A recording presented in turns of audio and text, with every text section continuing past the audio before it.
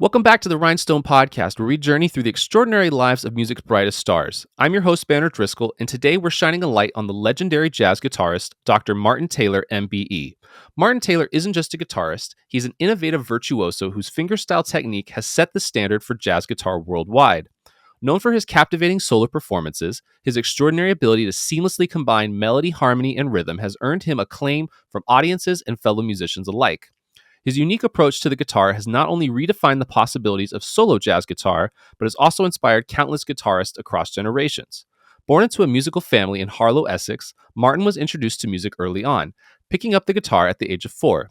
By 15, he was already a professional musician, and it wasn't long before he found himself performing alongside jazz greats like Stephane Grappelli, Chet Atkins, and Joe Pass. His association with Grappelli in the 80s and 90s was a defining chapter, allowing him to hone his craft while filling the shoes of his idol, Django Reinhardt.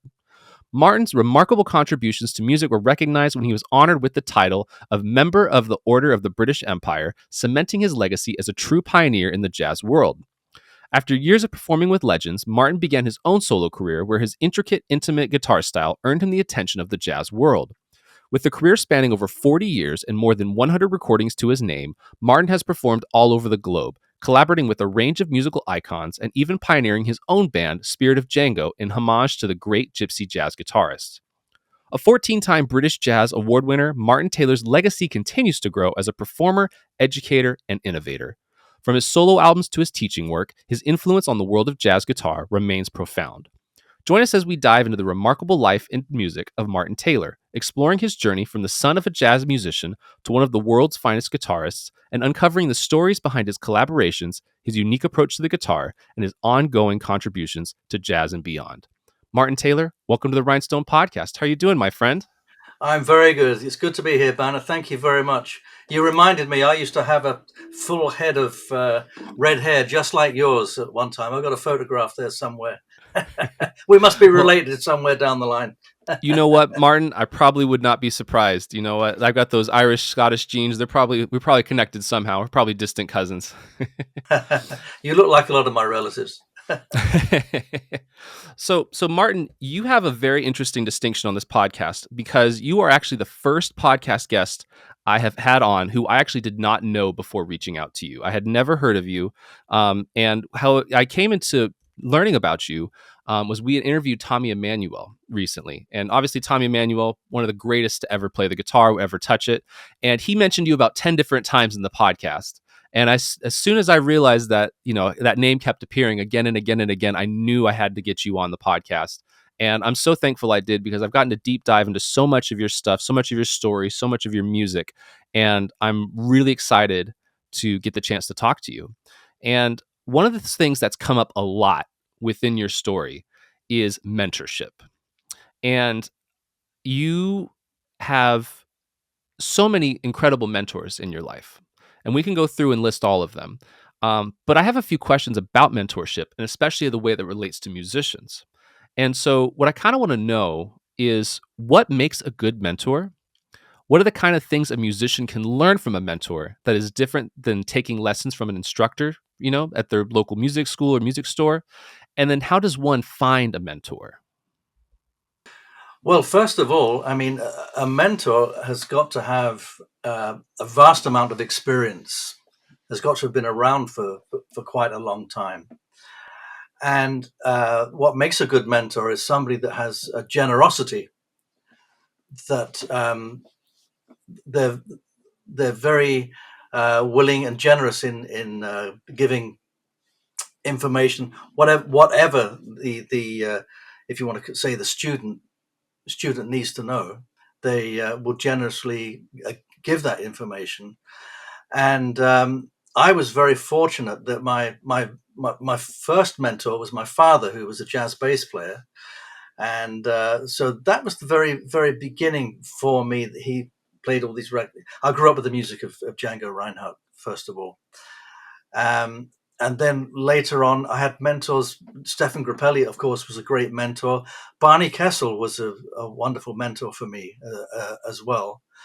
And one of the things they all had in common was actually they never actually sat down and taught me anything. it's almost just actually being around a mentor, being around somebody that has incredible life experience, has done amazing things in the field of music. It's almost like it comes out of the pores of their skin. And when I toured with Stephane Grappelli for 11 years, and I knew him for over 20 years, and we would talk about lots of different things. We rarely spoke about music, but just being around him and observing him, and getting to know him, know the way his mind worked, how he approached music, how he approached performing, which was very interesting for me, because I'd worked with a lot of jazz musicians and some very well-known jazz musicians before Stephane, but he was the first jazz musician I met that was very conscious of communication, of communicating the music with the audience. Whereas a lot of jazz musicians that I worked with before, it's kind of, okay, this is what I do. Take it. You either like it or you don't. I don't care. It was more that kind of vibe. With Stephane, it was communication. So from him, I learned a lot about communication, because really I think of what I do as storytelling. Really, it's we're when I sit on stage, if I'm playing solo or with a group, is that I'm it's not just I'm playing a bunch of tunes. I'm taking the listener through an experience of emotions. As far as finding a mentor, that is, I was very fortunate. It's kind of time and place. And I got into music, first of all, when I was still at school in the 60s. And then I became a professional musician around early 70s. And so I was just around a lot of people. And it's a bit like when you meet a lot of people, especially when you're young, and how you choose your friends.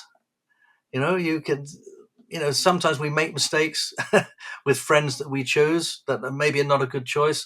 And sometimes you make friends with somebody who just has something that really inspires you, and something that you never forget. So it's also a kind of a friendship. It's not just a kind of mentor apprentice kind of thing, but just being around somebody and just getting a feel of how they've lived their lives, and if they've lived a, a long and lot of experience, that just kind of rubs off on you. And it's not a matter of like having lessons, as you said. What's the difference between like the teaching experience? Yeah, you can go to. I never went to anybody for guitar lessons, for instance, but one of my biggest mentors, guitar players, was a guitarist called Essex, and he just being around him and sitting in his living room and just playing with a couple of guitars and just playing, I just learned so much. But I never actually had a formal lesson. I never had a formal lesson with anybody, but I just absorbed, just soaked everything up. And you mentioned Tommy Emmanuel. Tommy's a sponge. You play something once and Tommy just absorbs it. And he's got that thing of, for Tommy, he's a mentor for many, but he will tell you himself that he has many mentors himself, and continues to have, actually, as we all do. So that's awesome. I think there's some really interesting places we can go here. So have you ever had any I guess bad mentors, so you could compare these good mentors to? Has there ever been like people who you thought you looked up to, but they were actually like had terrible advice when it came to music? Yes, yeah. I mean, yeah, You don't need yeah, to name them now. I'm not trying to cause any drama or anything, but maybe no, and compare and I'm just trying to contrast. think. I'm just trying to think. I don't think you would even know who any of them were, but yeah, there were. I used to get a lot of advice when you're younger. You get a lot of older musicians will tell you should do this, you should do that, and you get a little confused. It's very easy to get confused with that. One of the things for me was, because I started to play very young. I became professional when I was very young. I also got married when I was very young. I was only 19. and I became a dad when I was 20. So I had a young family to support. Incidentally, I'm still married to the same woman, which is quite amazing. But so I had this family to support. So even though I just only really wanted to play jazz, and I was really a jazz player, I had to put food on the table. So I used to do, I did the things playing at weddings and all kinds of things like that with bands. And I really enjoyed it, actually. I got a lot of pleasure out of doing it and making a good job of doing that. But it wasn't really what I was good at, because I was really just a jazz musician. I wasn't good at playing lots of different styles of guitar. I couldn't really play, I couldn't play rock. I couldn't play country music. I could do a kind of okay impression of it if I was somewhere and they wanted something like that, but it wasn't really what I could do. And a lot of the older musicians that I knew, who were also mentors, actually gave me advice that was very well-meaning advice. But a lot of them said, you play really well, and we'll get on with you, and you could have a really good future as a studio musician. Now the problem was, well, two problems. One is that I couldn't play in lots of different styles, which you need to be able to do when you're a studio guitar player. The other thing is I couldn't read music, let alone sight read music. So they said, if you just learn to read music, you could be a studio player. Having the responsibility of having a family and seeing the studio musicians that I knew and how well they were doing and how they lived a far better lifestyle than I did, had nicer houses and a nicer car when I was riding around in a wreck. It was very tempting, from the point of view of supporting my family. But I kind of stuck with what I did. And I often think to myself, I look back at it now, and the hindsight is a wonderful thing. But I look back at it now and I think, what was actually a wonderful thing for me, not for everybody, was a wonderful thing was that I was purely a jazz musician. I couldn't play in lots of different styles, and I couldn't sight read. A lot of these things would have been a handicap, but actually for me, it meant that I followed a path, and I was forced to follow this path, because it's very easy to get sidetracked, not just in as a musician, but generally in life, because we all have responsibilities in life, one way or another, and we just go, oh well, I better try and do this. I see it a lot of the time. A lot of younger people that I know that are constantly having to kind of reinvent themselves in what they do. I'm not talking about in music, but just generally people I know. I've got relatives and nieces and nephews that every so often have to kind of reinvent themselves to kind of, and then they get back on some kind of track that they've been trying to follow. And I guess I was just dumb. I just went all the way down the line, and just plowed through even during the very difficult times. And I was very fortunate to have a wife that was very understanding about that, because also I was the breadwinner. It wasn't like my wife wasn't a breadwinner, so it was all down to me. So the practicalities of it. We can talk about music and being a musician. We can get very ethereal about it being the I'm an artist and all this kind of thing. But we all live in the same world. We all have to survive. We all have to pay bills, keep a roof over our heads, and it's finding that path that you can follow, where you can actually stay true to yourself, but at the same time not end up living in a cardboard box somewhere. My life is quite unusual, I guess. And also, you got to remember that it was a different time as well. That's something else. I sometimes get asked advice about from younger players about a musical career, and I always say that I'm not the person to give advice to somebody about starting out, because when I started out, that was a different world. That world actually doesn't exist anymore. So I can't say, well, I did this and I did that. I played in the band on the QE2 going across the Atlantic to New York, backwards and forwards. Yeah, I think that probably still does carry. That is still does happen, but a lot of the other work that I did um, doesn't happen anymore, and there are different kinds of opportunities. It's not that there aren't any opportunities anymore, not at all. I think there's many opportunities, but they're just different. And I I embrace change. I like change. I like the fact that you know I'm not living in that past, that world before. The fact that you and I are sitting here talking and involving other people in our conversation too is a wonderful thing that would have been unthinkable when I started. So I'm not one of these guys. Oh, the good old days. What would you say are some of the differences between, you know, obviously you teach a lot. So what would you Mm. say are some of the differences between the students you're seeing now starting out trying to build professional music careers versus when you started? What are some of the differences you're seeing? Well, I didn't start teaching until in the 2000s. I never taught, and I had no intention of teaching. Just didn't really interest me. Um, I remember my main guitar mentor, Ike Isaacs, who I mentioned. I can always remember him saying to me, because he was a wonderful teacher, and he said to me that he said, have you ever thought about teaching? And I said, well, no, because I was only about, I was only like 20. I'm just learning myself. He said, no, there will come a time in your life when you might want to teach. And I just felt that it wasn't something that I would be good at. And because I was never taught myself. And so, I get guitar players say, can I have a lesson? And I said, well, I don't know what to do at a lesson. I don't know how to teach. What would I do?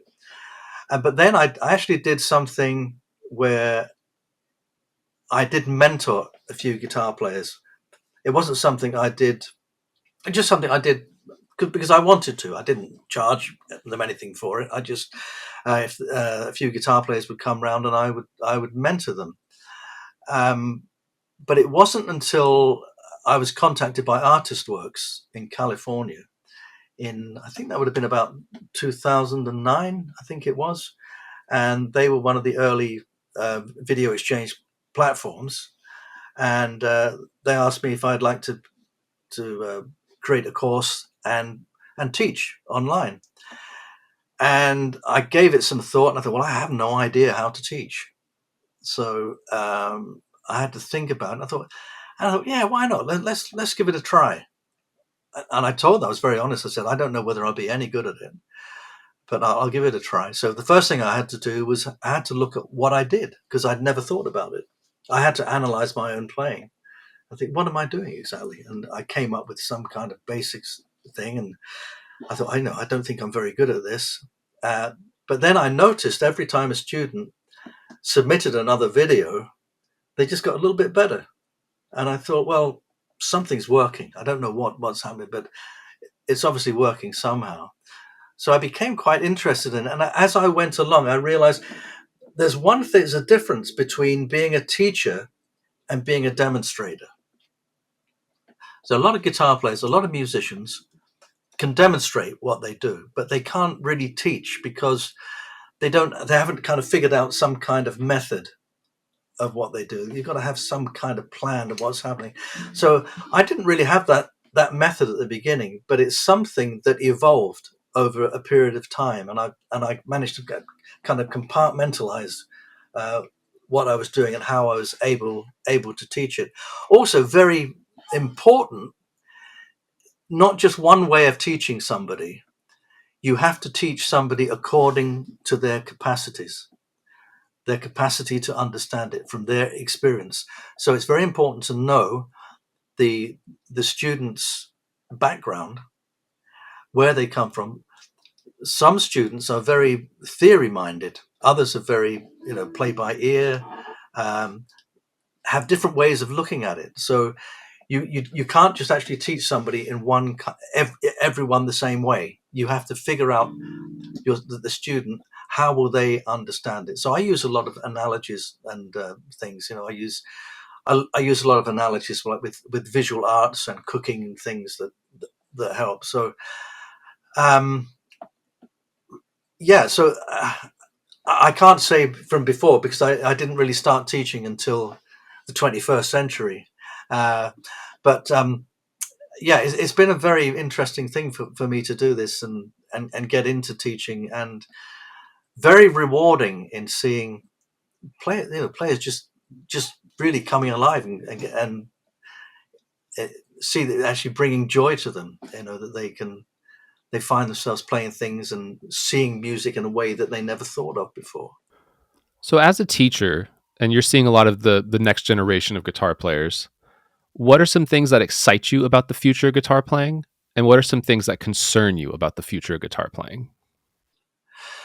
The things that excite me are the openness of, and of course, see when I started to play, I started playing the guitar in 1960, 61. It's around about that time as was a kid, and I was fortunate in my dad being a musician. He had some records, Django Reinhardt, Duke Ellington, a lot of jazz records.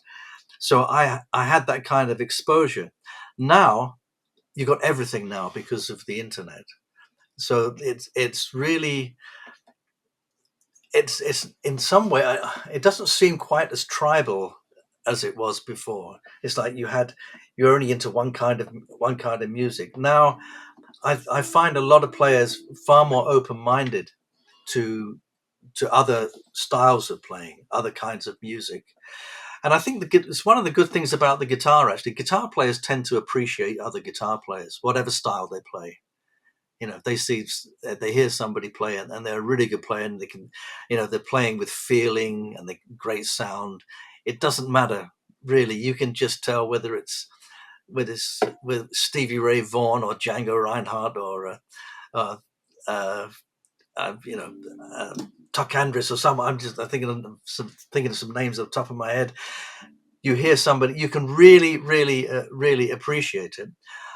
The thing that does worry me and is not being a little bit lazy with the ears. I learned by ear. I couldn't read music. I didn't even know that there was such a thing as written music. So I just picked everything up by ear. So I had a very good ear. But maybe I had a natural ability, but it's something that I developed, and that I think there's too much emphasis on reading tab for guitar.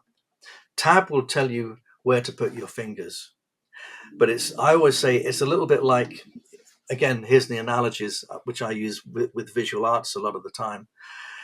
If I remember, because I like to paint and draw, and I remember as a kid getting one of these paint by numbers books for Christmas. I thought it was great. You've got the numbers, the colors are all numbered, and it tells you where to fill it in. And then so you do a picture, and it looks like you painted by numbers. But after a while, you look at you look at the picture, you look at the picture on the box, and you can see that, well, that's a lot better than my version. And you, oh yeah, they blended those colors in. So it kind of gets you started, and then you realize, oh, there's more to this than just filling in those little bits with the number. And tab is like that. Tab is playing by numbers, basically. But it doesn't mean it's not all bad. it's actually very good. But if you get stuck in it and you get really stuck, you're only playing the music on a very superficial level. What we need to know is what is happening underneath. How is the music created? And that is one of the things that I work with a lot of my students. So yeah, that's fine. Okay, use tab, use regular notation, but you're playing that. Yeah, you can play it really well. And now play me another thing that you've played that you learned by tab. Oh, well, I can't play it because I haven't played it for a long time. Well, what was the chord sequence? If you know the chord sequence, because these things all repeat themselves. They're all transferable. So you got to know how is it actually constructed. And then once you know what's going under the surface level, then when you go to learn another piece of music, you don't go back to zero all over again. You're about 50% there. You just need to fill in the rest. So my encouragement is to get players to just open their ears more and not get stuck. Only, just use that music as a guide for you. It's not carved in stone, especially with the music we play. When I'm not playing music that is, even if I play somebody else's music, I'm not playing it like a classical composer for guitar would have wanted the piece of music played in a certain way, and you're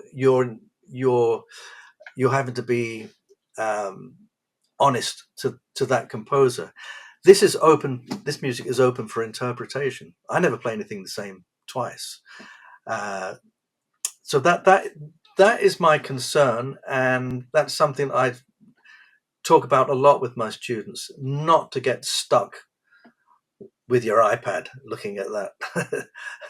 Looking at those numbers. It's great, it's going to help you out, but it's only a guide. That's all it is. So, I was 12 once, and I grew up in the YouTube guitar generation, and I was one of those musicians who felt like he was stuck on tab for a long time before I eventually broke free of that. If a musician out there is stuck to tabs, they can't escape the tab box, what are some things you would suggest to get them out of that? Listening. This is something that is so essential. It seems incredibly obvious, but I go back to my childhood again, and just the music that I heard, I just listened to it and I absorbed it before I even played it on the guitar, before I even picked up a guitar. And just listening to the music and feeling it and getting into your body, getting into under your skin. And it's hard to break away when you're working visually with something.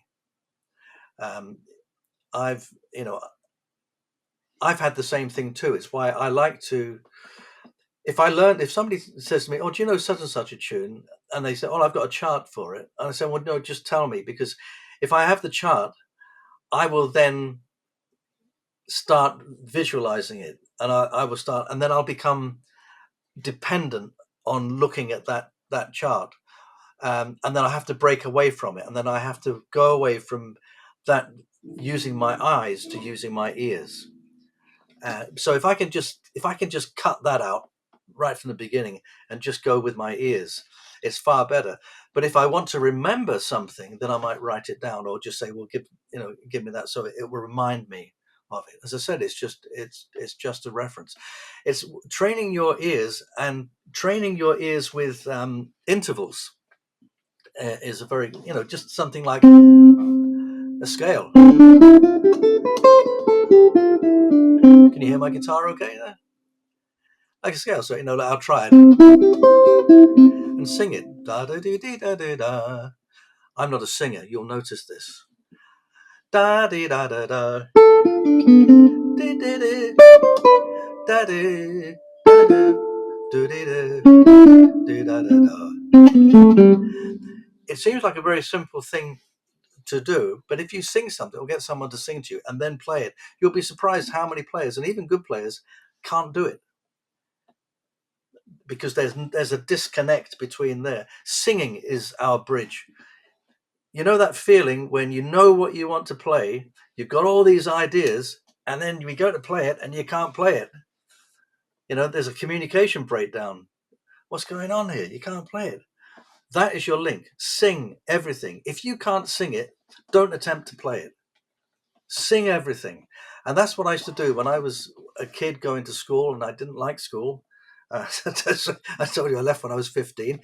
Legally, you could leave school at 15. It was okay. And but I used to sit there and I would just go over in my mind things that I wanted to play on the guitar. And obviously I didn't have the guitar with me. So I developed this ability to practice without the instrument. And a lot of that was to do with singing. and I couldn't sing out loud in the class, but I'd be working, and as I was singing, it was a combination of singing and then visualization. So you sing something very, very simple, and then just visualize how you play it. Visualize how you play it in different keys. Visualize how you play it in different positions. Visualize it.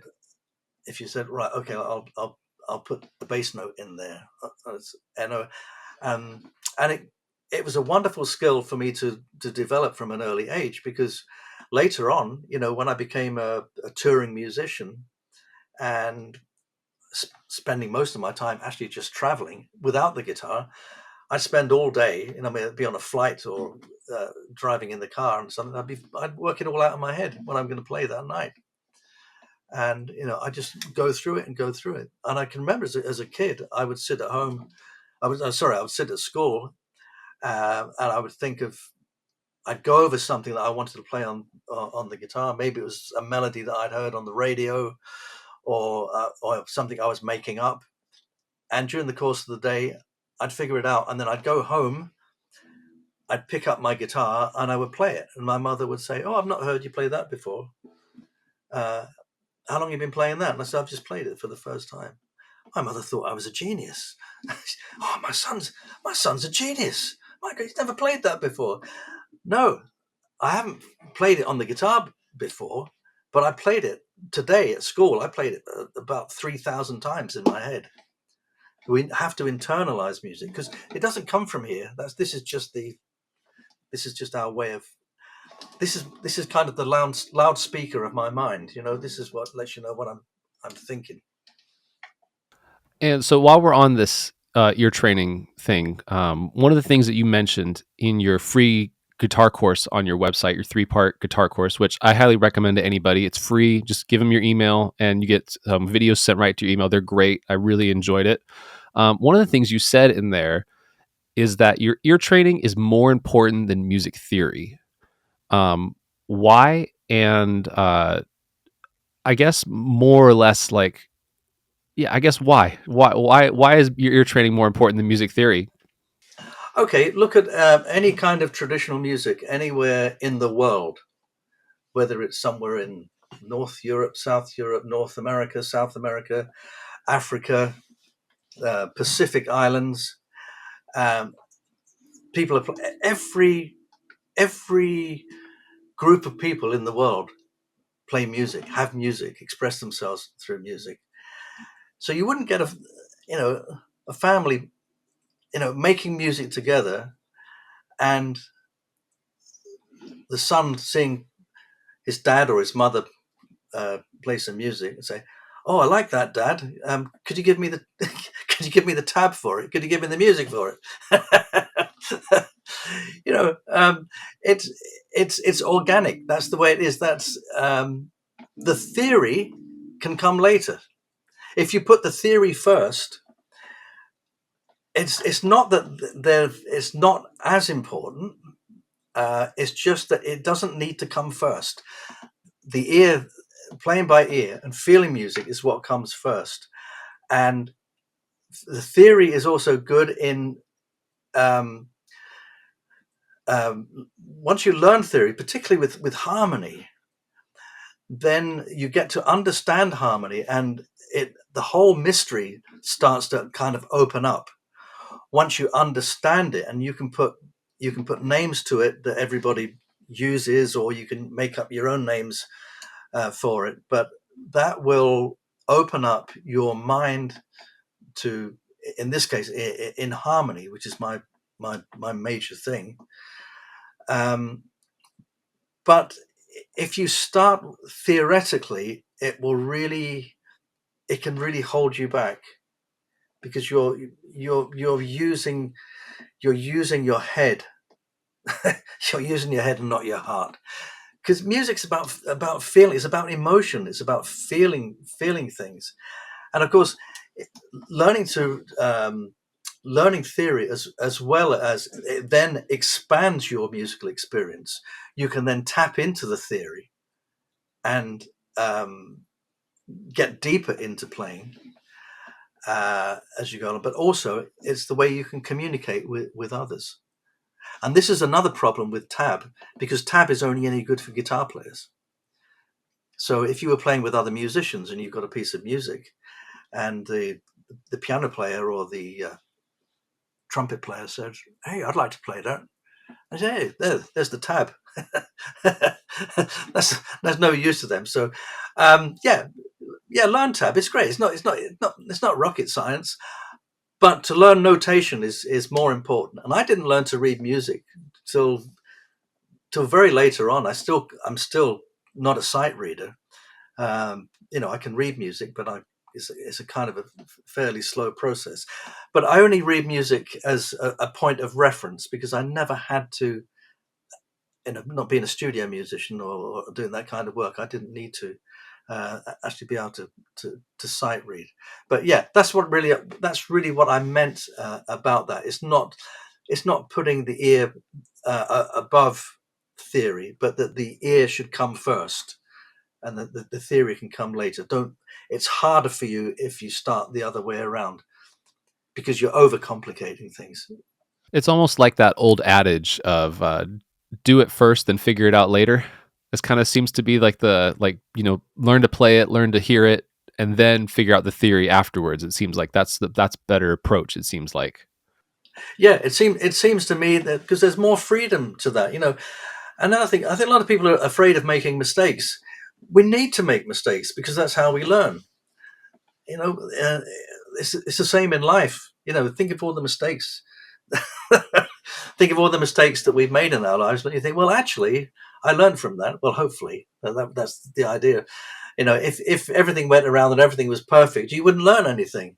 So every so often, you made a terrible mistake in your life, and if you have a little bit of wisdom, then you don't do it again, and you learn from it, and you start doing something that is more positive. So mistakes are actually really good. And also, from an improvisation point of view, mistakes are actually like a blessing for us, because we can fall into just playing the easy things that fall under the fingers or whatever. But sometimes I don't call them mistakes. I just call them, you misplay something. I didn't mean to play that note, but I played it anyway. And even if it's a semitone out, it doesn't matter. You just, it just takes you into another place. And then you go, oh, well, I would never have thought of that. So I actually embrace mistakes. I love it when I make mistakes. I think it's great. So I think listening. This is a good segue here, because obviously we're talking about listening here, and so you play in all sorts of interesting combinations of music formats. And what I mean by that is, obviously you're incredibly well known. Probably the most thing you're most well known for is your solo guitar playing. However, you do duos. You just got done with the tour of the Great Guitars, which is a trio. You've played with, big bands. You've played with all sorts of groups. How does your playing change based on the format of the ensemble that you're in? It doesn't really change very much, actually. Maybe the thing that does change is maybe a bit of the energy, and whatever changes comes about from what I'm hearing. So going back to my early professional days, and I was working with all these older musicians and doing kind of commercial kind of work. And a lot of the time in my early days, I was kind of out of my depth a little bit, because I was playing with all these musicians that were in their 50s and 60s and been around. I was just a kid. And I was a little bit out of my depth, but they seemed to like what I did, and they kept booking me. And I used to wonder, one, I'm very flattered by it, but I did wonder. But then it wasn't until many years later I thought I figured out what it is. I could always find something to play that was appropriate, that wasn't kind of uh, off the wall. It was just something that I could always find the appropriate chord, the appropriate phrase, or fill, or something, or something, a line that really would fit in with what was going on in the group. and I think that's what it was. That's because I had this ear, and I just absorbed things. I had this very good ear for music, what was going on, and I was constantly listening. And yeah, that was yeah. I would say that was one of the things. That was one of the strong points of really being an ear player, is that I was able to fit into a lot of things. As I said, sometimes I was really quite out of my depth. So there's no difference in your mind between like, playing with your approach, I guess, as far as playing with like Stephane Grappelli versus like playing solo. Like those seem like very separate worlds, in my opinion. Like, do you, or even playing with three guitar players, like that's, in my opinion, that's too many. But It can be, yeah. It depends who they are. A four guitar combination. When you get into four guitars, then you need to have arrangements. But three guitars and three improvising guitars that are really attuned to each other can be amazing. I mean, I've been doing these with the great guitars. It's been myself, Borelli Legren, and Ulf Vikenius. So it's quite amazing, some of the almost telepathic stuff um, that's going on, and it's just, yeah, fitting in and really listening to what's going on. So I mean, the other thing is, I mean, the difference between, if I was playing in, say, playing with Stefan, or if I was playing in a straight ahead piano bass drums type of group, and playing single lines, but then also playing solo, I don't consider those any different. I think it's a bit of a hang up that guitar players have. We got this kind of hanging thing over us that there used to be a thing. If you said you played guitars, people would say, "Oh, do you play lead guitar or rhythm guitar?" Well, I just play guitar. You wouldn't say to a piano player, "Do you play lead piano or do you play rhythm piano?" So I don't really see any difference. So I might play single string lines, and then I might put some harmonies in there. And of course, it's just one way of playing. The only difference is that the genre, probably. I mean, when I was in Bill Wyman's Rhythm Kings, when Bill Wyman left the Rolling Stones, 10 years after that, he decided to get some of his mates together and form a band, play a lot of the music. So I was in Bill's band, the Rhythm Kings. Albert Lee and myself were in the band, and number of players. We did a lot of recordings, and he brought different guitar players in. Um, Peter Frampton played on it. Eric Clapton played on that, um, and we played sort of bluesy, a lot of bluesy things, bluesy, jazzy things. And I do have quite a sort of a bluesy background, I guess. My friend of my dad's, when I was a kid, Dick Bishop, his name was. He was a guitar player from London, and he used to work a lot in Germany with a lot of the Delta blues players like Big Bill Broonzy. And he used to come back to our house, and he'd have all these records, Big Bill Broonzy records, and I used to sit there and try and sort of get that feel.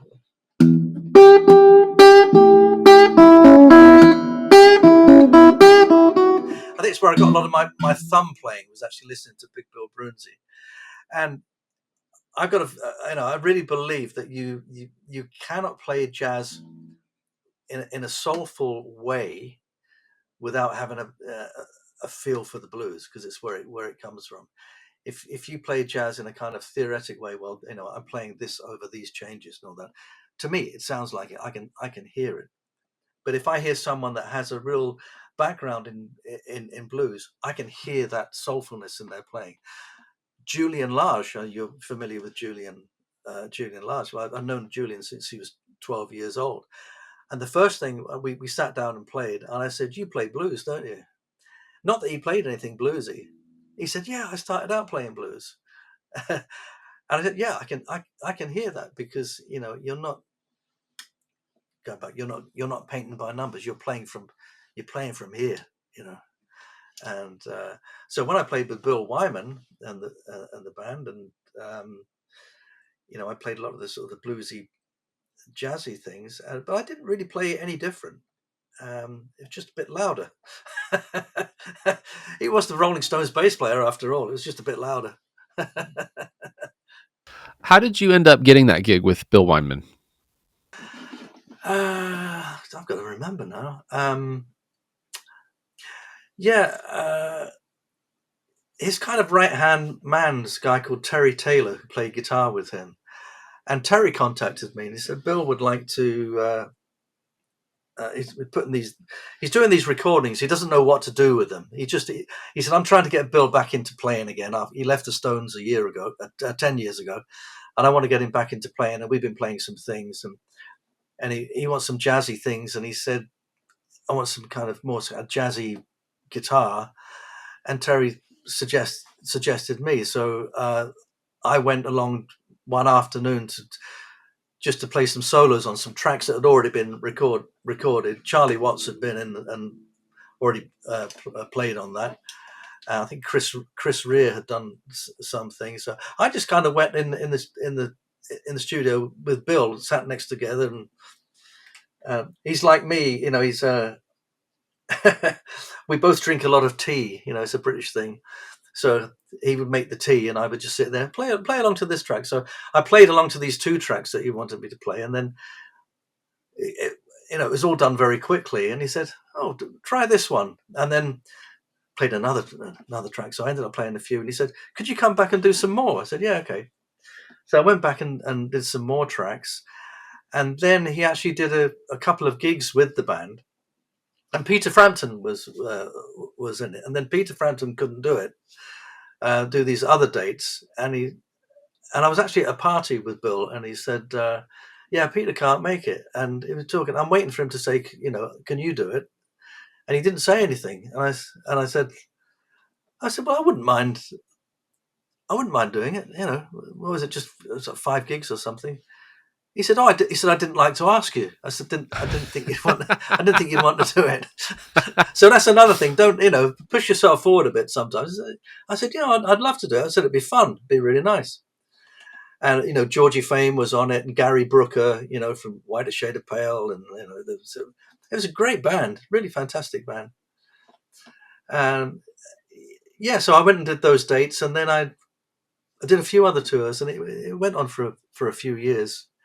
Doing that, but then I was still doing all my other things, and like all these things, as nice as they are, there comes a point where I just want to get back to what I do. It was a nice little side trip, that I did, and I still keep in touch with Bill and send him a birthday. Our birthdays are very close to each other, although 20 years apart. But I always contact him on his birthday and pop in and see him whenever I can. Yeah, that's awesome. I went and watched a few videos. I couldn't actually find any with. You might have been in the background. But I could not find any videos of you playing with them. But there's a lot of great videos of Albert Lee playing with them, and Albert Lee is smoking on those shows. Oh, Albert's fantastic. The thing was, we were kind of a pool of the band wasn't like a set bunch of musicians. We were kind of a pool of musicians, so you didn't always have to do the gig. It's like it was floating. So whoever was about, Andy Fairweather-Low might come in or something, and so it was kind of a floating thing. So yeah, some of them I'm not on. I'm on most of the records, and there are a number of videos about us as well. Yeah, but it was nice to do. I think something, as things get quite compartmentalized in music, different genres, I think kind of cast our minds back. I can remember it, but I was very, very young. But in the UK in the 60s, especially around London, I actually, my family lived in the London area when I was a kid, so I spent my earliest time there. And all of those groups, you had the folk scene, you had the blues scene, the jazz scene, which was kind of split between kind of traditional jazz and modern jazz, like bebop jazz. Then you had rock bands, but the thing was, they all merged. There wasn't a big division between them. I mean, the Who started out as a jazz band. It's a traditional jazz band. All of the drummers in these bands, like Charlie Watts, all of them were jazz drummers, because they all went to jazz drummers for their lessons. Mitch Mitchell with Jimi Hendrix, of course, he was um, his drum teacher was Jim Marshall, who most people know as Jim Marshall from Marshall Amplifiers, of course, but he was a jazz drummer. And Mitch got a job, a Saturday job, working in his music store and taking drum lessons from him. And a few years, as he got a number of years later, Mitch went into the shop one day and he says, "Oh, this is an amazing American guitar player here that I'm working with, called Jimi Hendrix, and we got this gig, and we just want, we need to get some big amps. We haven't got amplifiers big enough." And so Jim invented the stack. That's how it happened. There were all these, but there was such an intermingling between all of these musical scenes. It wasn't cut and dried, and it wasn't. I guess it was a little bit tribal, but not. Jazz players did go and play in blues players, and in fact, the first drummer with the Rolling Stones was a guy called Laurie Chesko, who I, in fact, used to do gigs with my father, and he was really a jazz drummer. And I think he gave Charlie some lessons, and then he couldn't do the gig and put Charlie in as a kind of a sub. So there was this. I bet he regrets that now. Yeah, there was this floating music scene going on where everybody mixed with each other.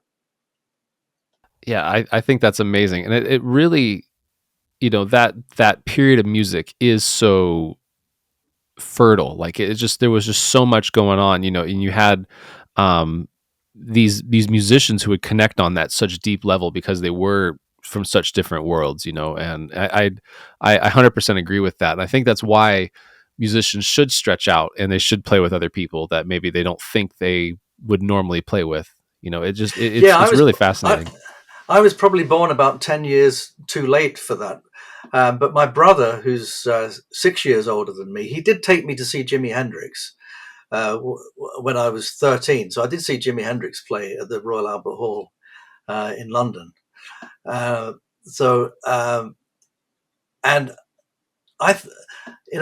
he was playing these. My brother didn't like jazz very much, and he put these records on of Jimi Hendrix. He said, "I bet you won't like this," and he put it on. And I said, "God, that's amazing." He said, "Right, we'll go and see him. He's playing at the Royal Albert Hall."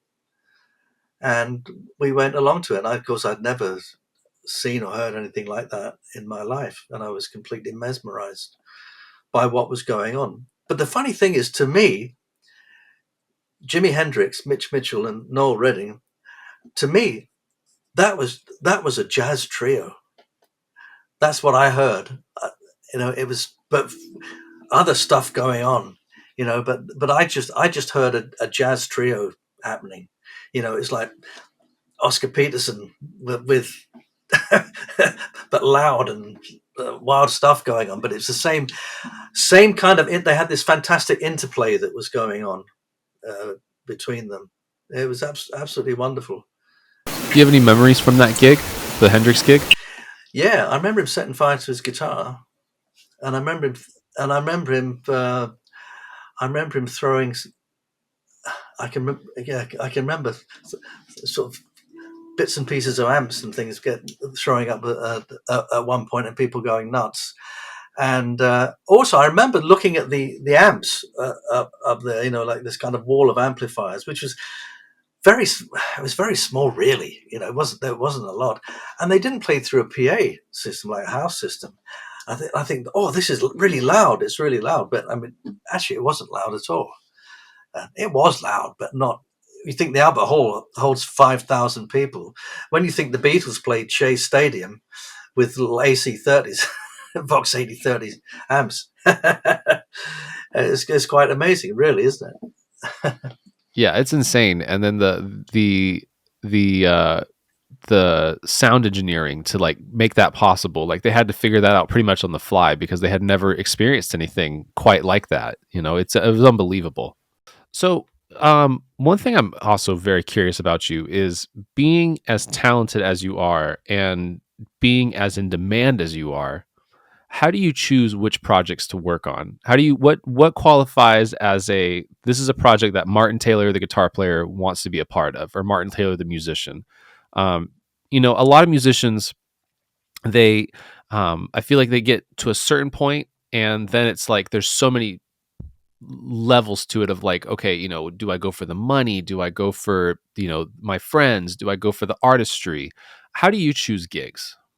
Not necessarily just gigs, but groups and, ensembles. How do you choose what projects that you participate in with your time?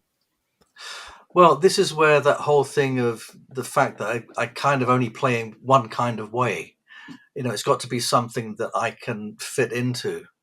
So a lot of the time, I've done things, and I haven't done a huge amount of collaborations really, but I mean, there have been times when I've done things like I played on an album with Bryn Terfel, who's an opera singer, because he wanted to do some kind of jazzy things, but it was not like I was playing operatic music, but it's just that I've worked with musicians outside of jazz that wanted to bring a jazz element into what they were doing.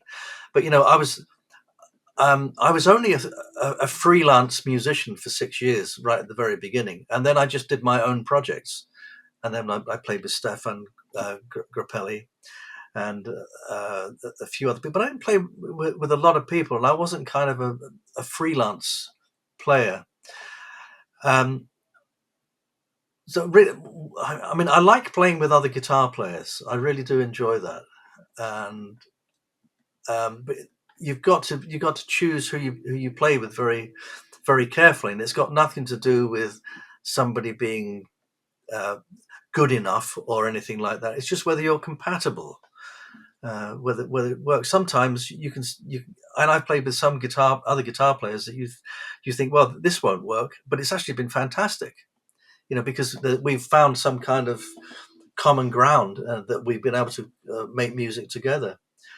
And but yeah, I don't really right now. The only things that I do, I play solo. I do the great guitars with Borelli Legren and Ulf Vikenius. Ulf and I sometimes do some duo dates together, and I also sometimes work with my daughter-in-law, Alison Burns, singer. But that's kind of it. It's very narrowed down. I don't do lots of different things. In fact, I've said no so many times to so many things that people don't ask me anymore. How do you turn those kind of gigs down when people request you? Like, are you just like, hey, I'm not the right guy? Yeah, sometimes I'll say, yeah. I mean, a lot of the time, I mean, they speak to my manager anyway, so I don't. It's not, and he will say to me, "Do you want? Is it something you want to do?" If it's somebody that I know, then I'll actually speak to them myself. But if it's somebody that I don't know, then I might just say no. It's just for whatever reason, it's not something that I want to do at the moment. And usually, my answer now is really that I want to narrow down what I'm doing, and I've done a number of things. I mean, I co-wrote an orchestral suite with an old friend of mine, Guy Barker, wonderful musician. And because when I had my group Spirit of Django, we took 6 of the themes that I'd written, and Guy orchestrated it for a massive orchestra, and we performed that at the Albert Hall, exactly where I saw Jimi Hendrix, at the BBC Proms. With the Britten Symphonia, like 75 musicians on there, a full symphony orchestra, a big band, plus my group, and all my own compositions. And a lot of work goes into that. And then we've only performed it twice. And sometimes I get asked to do things, and I know it's going to take me about a week for the rehearsal for something that I'm going to play once and never play again. So things like that, doesn't matter how good they are, I don't really want to do that unless it's gonna be an ongoing thing that I can play again. But you put a lot of work into something, you play it once, an hour and 15 minutes, it's all over. and it just seems a terrible shame to do that. But the orchestral suite, we have actually performed that a few times since, and we're going to be performing it again soon. But it's a lot of work just to play something once. So, coming as someone who doesn't read music super well, like you said, how did you get involved in the symphony work, and what did that like? What was your participation in that? Like that feels like a little. I'm not shortcoming you, but that does sound like something that would by reading your biography and what you've told me so far, it seems like that would be just outside of your wheelhouse. Like, what appealed to you about Well, doing I that? couldn't have done it. I couldn't have done it without Guy, because he's a very well trained musician, and I'm not. I wrote the themes, and I scribbled them out very roughly for Guy, and also gave him recordings of me playing them with the band. And then we spent a long time just sitting together in front of a computer. And I was saying, okay, what I'd like here, I'd like harp here, and I'd play something, and then we would actually put it into the computer, and then say, okay, the French horns here. So I can't do that. See, he could, he could, he can write all of that and do the score and everything. I can't do that, but I know what I want to hear, and I know enough about music to say and hear. Now strings come in here, violas here, and here, and then we would do it together. So I wasn't hands on. I was very much a big part of the creative process, but I wasn't hands on because I don't have those skills. I can hear what I want to play, but I don't have the skills to actually write a score or know exactly how that works. And the great thing with having a computer, even though the sounds weren't great, it just sounded like a kazoo orchestra a lot of the time. But you can use your imagination and say, "Oh yeah, that's okay. Those cellos are going to come in there, and the basses are going to come in here. Okay, the flute's there. It all sounds a bit like kazoos, but you can use your imagination. So yeah, so I was helping with the orchestration and the arrangement, but I didn't have the amazing skills that Guy has. But we worked together. We've known each other since we were 12 years old. We played in a band together, so it was we went off in slightly different directions. So it's, yeah, that was a really fun thing to do.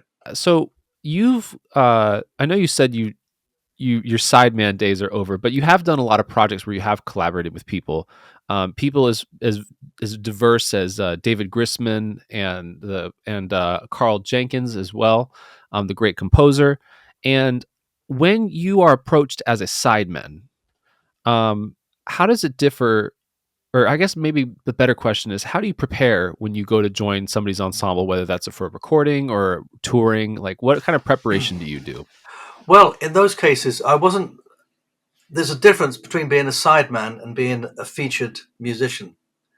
So when I played with Stephane Grappelli, I was a featured musician within the group. Although part of my job was accompaniment. With David Grisman, we made a number of records together. We made some. We did an album called Tone Poems, where we played vintage instruments. With Carl Jenkins, I I was a featured soloist on one of the Addy Amos recordings. So that's a little bit different. So when I was with Stefan, it wasn't just like Stefan Grappelli. It was, you know, my name was there was billed as part of that, and I was featured within the group, and I spoke on the stage as well. So, but being a sideman, that kind of I didn't do that for very long. That was really the very early days, probably only the first 6-7 years, and then when I played with other musicians where I wasn't the main player, but I was always like a featured player rather than being the guitar player in the background. So it's a little bit different. Well, okay, so let's take the titles out then. But let's go back to like, how would you prepare for a session with, whether you're a featured artist or not, for, Carl Jenkins, for his work, or for, these sessions? How do you prepare for them? Yeah, well, with Carl, it was he had a couple of pieces on the Adi Amos recordings that he wanted me to play a guitar solo on, and that was basically it. And I went to the studio and he said, "I want you to play a solo." I think it was called "The Taming of Etienne." I think it was called. It was like an Irish piece with the Irish pipes on it, and then I played a solo. And Carl just basically said it already been recorded with the orchestra, and Davy Spillane, great Irish piper, he played his part. No, we played our part. We played the part together. He said to Davy. Davy played the melody, and then Carl just said to me, "From here to there, here's the chord sequence. Just go for it." Uh, uh, and that was it. So I would only get asked to do these kind of things if somebody wanted what I do. So I would never get called to do something and say, "Oh, could you put some could you put some BB King riffs in there or something?" It's it's not it's not what I do. So if they know kind of what I do, the sound that I get and the vibe that I create, then they would ask me to do that. With David Grisman, my history with David Grisman goes back to 1979 when I first toured in the US with Stephane Grappelli, and Stephane had already the year before um, had worked with David. I think David had got him to play on a film track called "The King of the Gypsies," and Stefan said to me, "Oh, you've got to meet David." And then we did some concerts, we did some things at the Great American Musical in San Francisco, and David's band, his group, opened for us. And then David and some of the guys, Mark O'Connor, they would get up and play with us, and we did quite a number of things together. And then David and I became really good friends. And then Stefan and I played on an album of his called David Grisman's Christmas album, I think it was.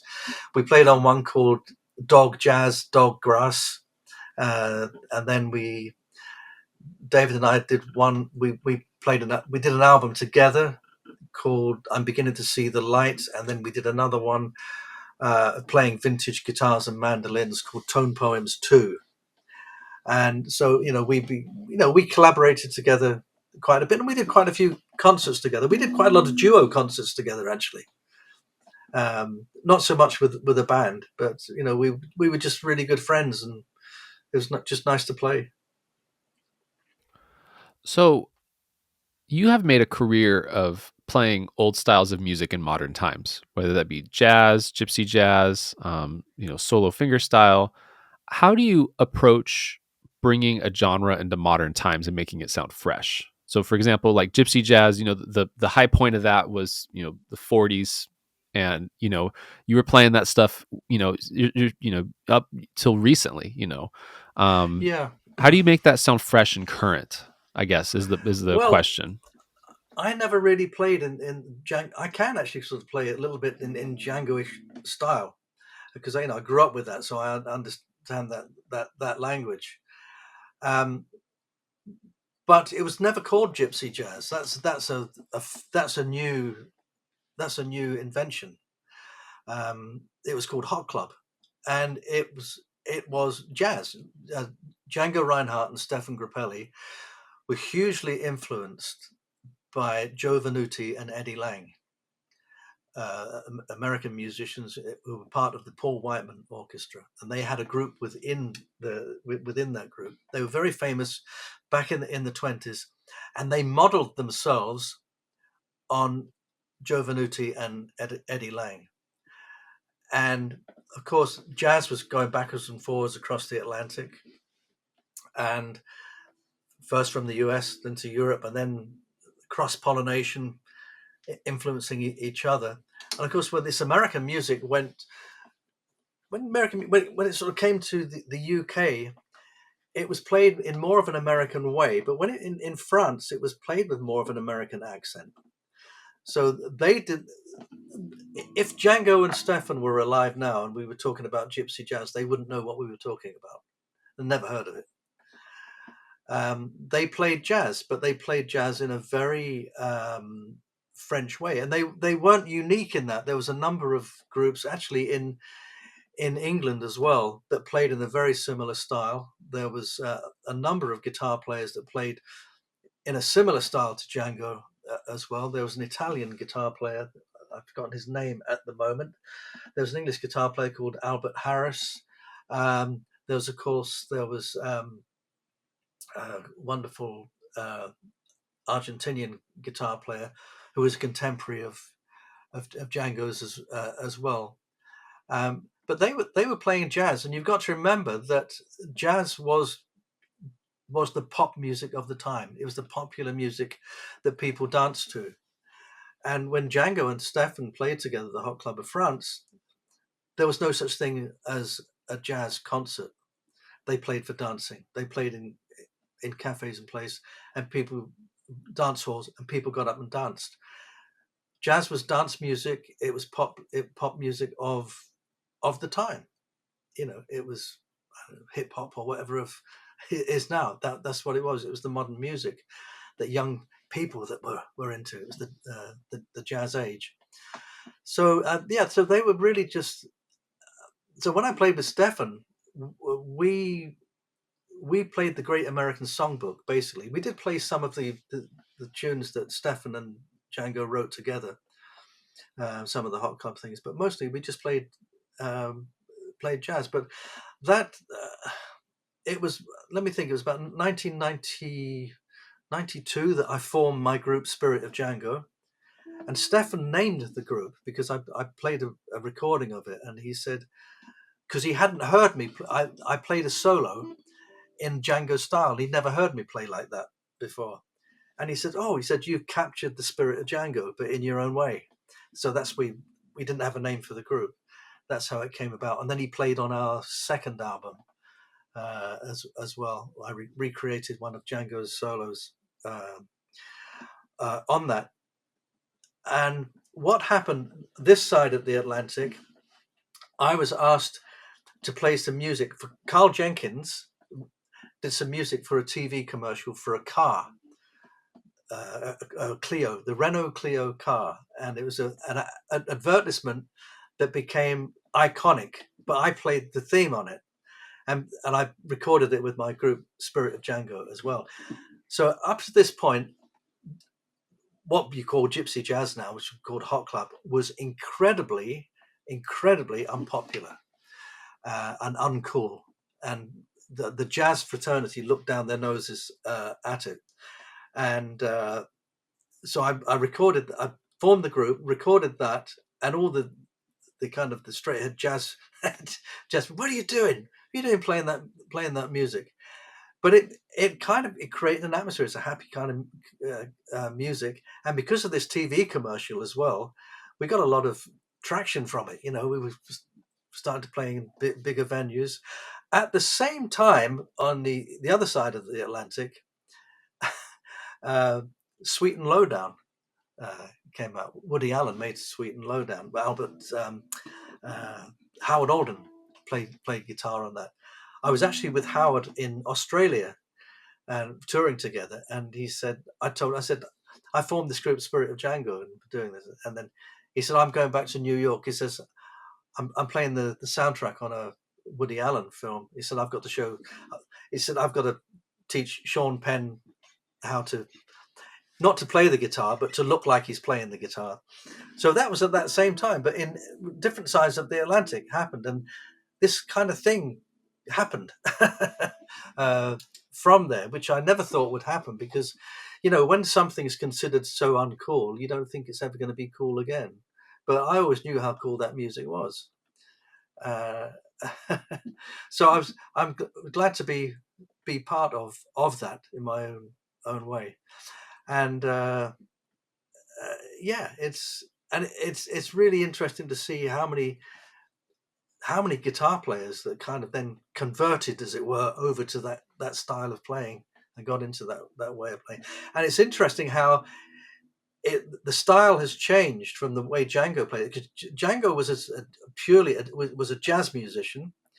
His idol was Louis Armstrong. When you hear Django play, you can hear Louis Armstrong's phrases.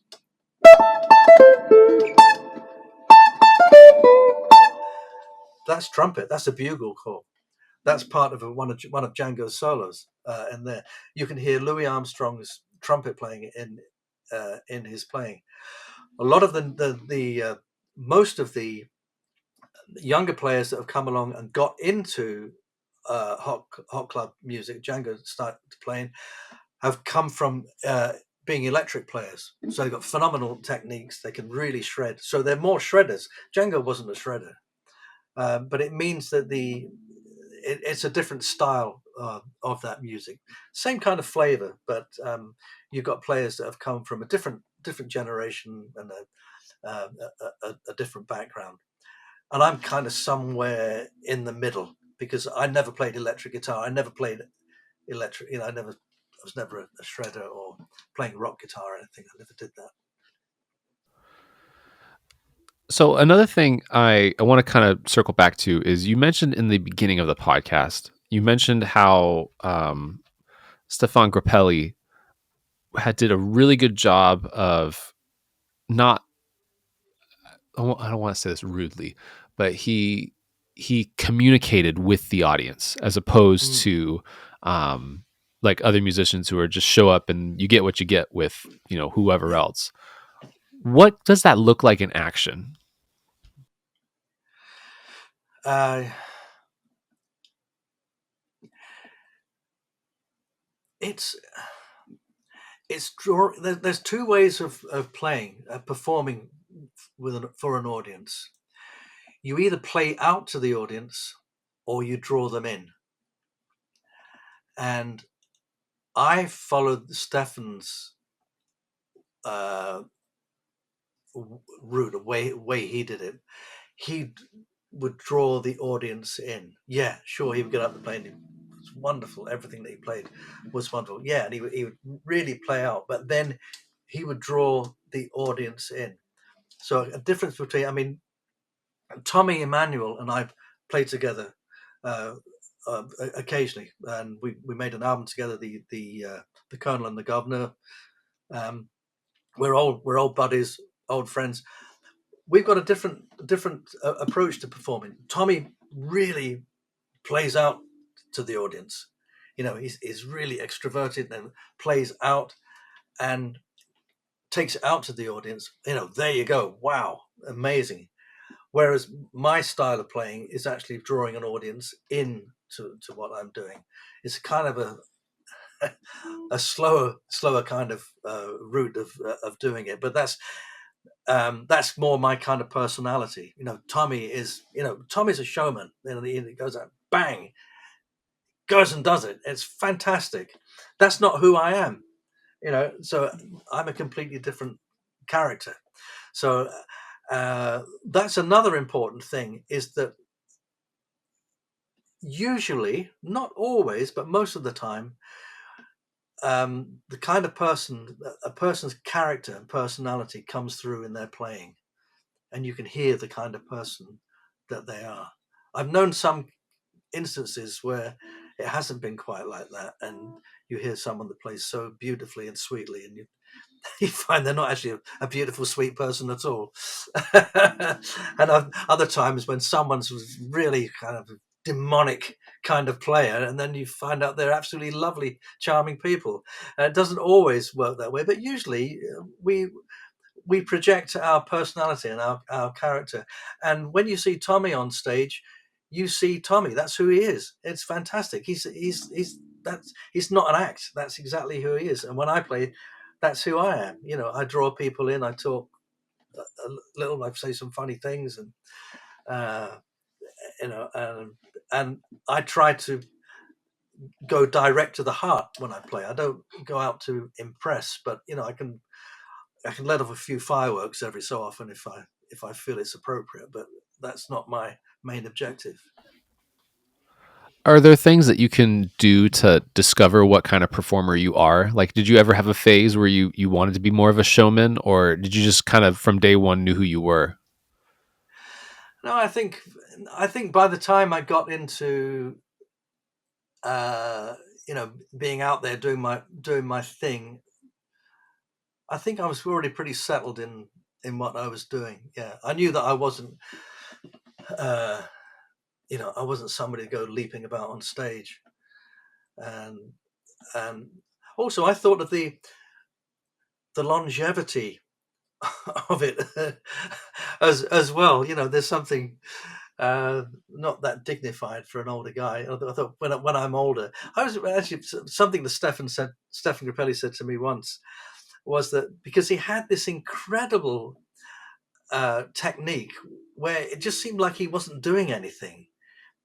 It was so effortless, and that's why when he was, I mean, he was still playing when he was 89 years of age, and he just got better and better and better. And he had this beautiful, soft technique, but he could play with power. But there was very little effort going into it, and that was one of the things that you talk about. What did you learn from that I saw in what he did was the reason he could still play when he was and still play great and even better than he played when he was younger, when he was that age, was because he had his technique absolutely down to minimalism. He hardly moved when he was playing. And I've seen other players that really kind of a kind of clumsy type of players. They sound great, but there comes a point when they get older where it, even with a guitar, you wouldn't think it would happen. You could understand it with, say, um, a brass instrument, a trumpet or something, when the chops go or the teeth go or something.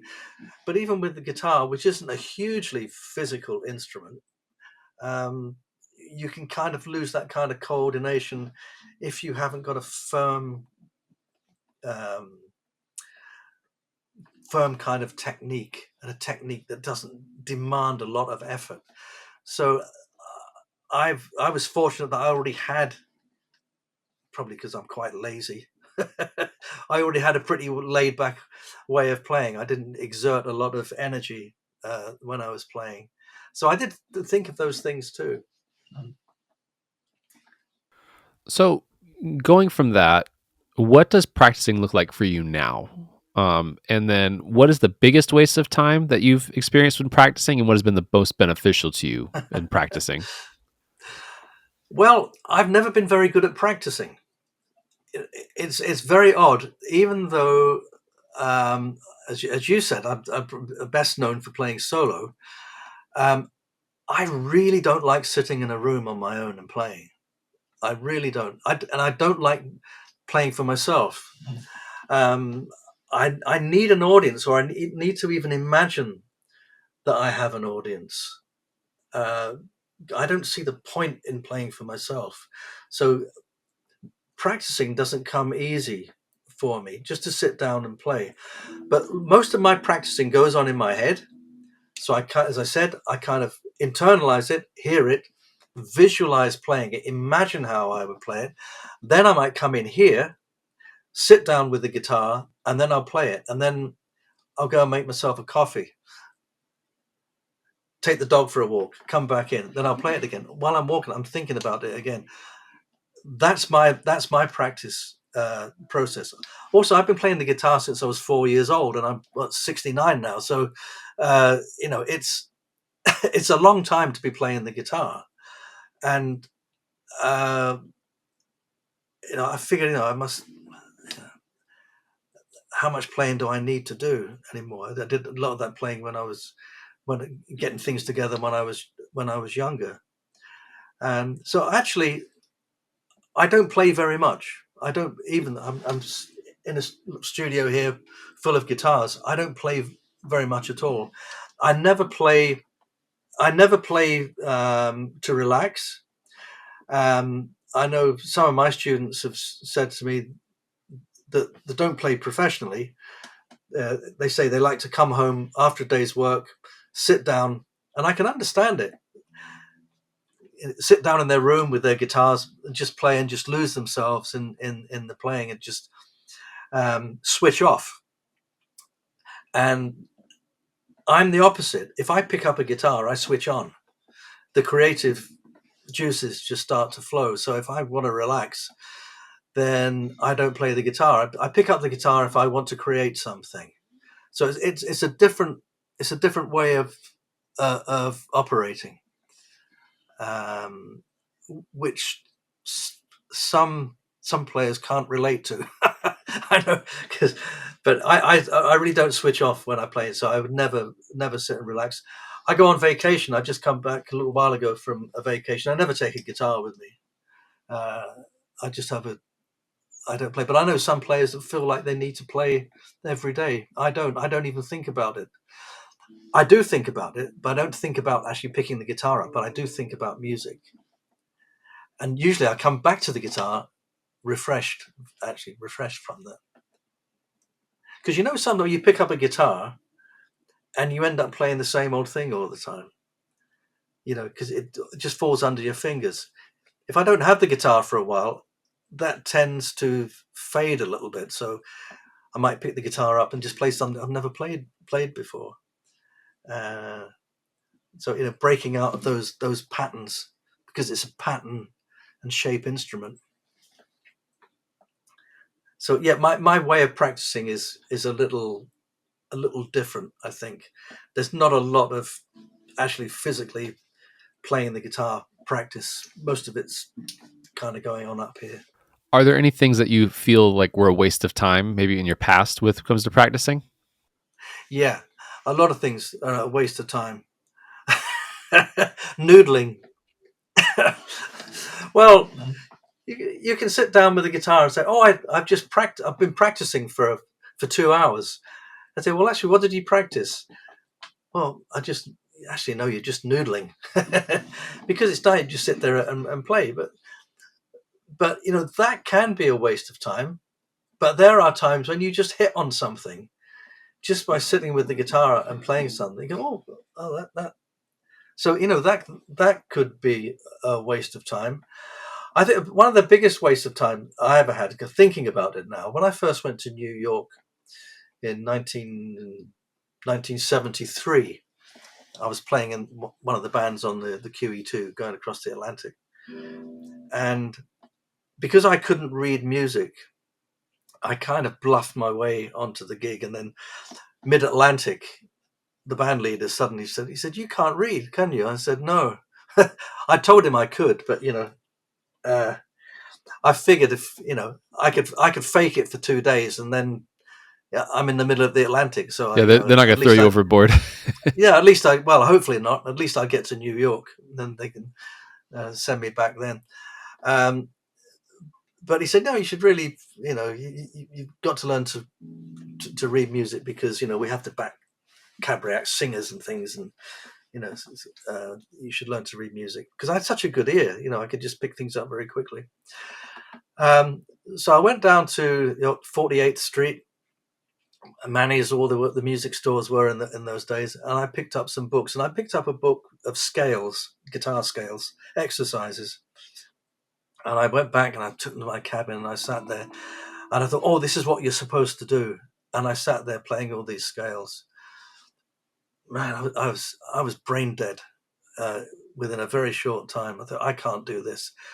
I didn't last very long with it. And for me, I was just doing it because I was told, yeah, that's what you do when you practice. And it wasn't for me. So if you need to find out what's good for you. And I only ever pick up the guitar. Even when I was very young, when I felt like playing. If I didn't feel like playing, I wouldn't play. That's just the way I am. So if actually sitting down and trying to do that, and another thing, someone said, "Oh, you should learn classical guitar." So I spent a little bit of time trying to play some classical pieces that I never used, and I never used any of the ideas from it either. So I kind of wasted a bit of time with that, really. So, but I guess we have to try these things out. and see what happens. But we can't be doggedly about it. At some point, you have to look at it and say, this really isn't working for me. I'm this playing all the I know these scales. I don't need to keep going over them all of the time. I'm not an athlete. I'm not in a gym. So, one of the things your website mentions is that you played with George Harrison. What was that experience like? Well, that was with the Rhythm Kings, and yes, I did play on a track with George Harrison, but we weren't there at the same time. I put on my track in the morning uh, with Bill and the guys, the rhythm section had just put like a backing track down. So Bill Wyman got me in and he said, play a solo on here. And he said, leave a little section here. He said, because George is coming in this afternoon to play some slide on it. And he kept saying about when George comes in, he'll play there. And then he said, yeah, George is looking forward to meeting you. And I said, who's George? I didn't know who he's talking about. He said, George Harrison. I said, oh God. He said, yeah, he's playing this afternoon. And I said, oh, fantastic. I said, the trouble is I've got a flight at 12 o'clock. So it was one of the biggest mistakes of my life, I think, because he said, George really wants to meet you because he was a big fan of Stephane's and Django. And he had some of the records that I'd made with my group Spirit of Django and with Stephane.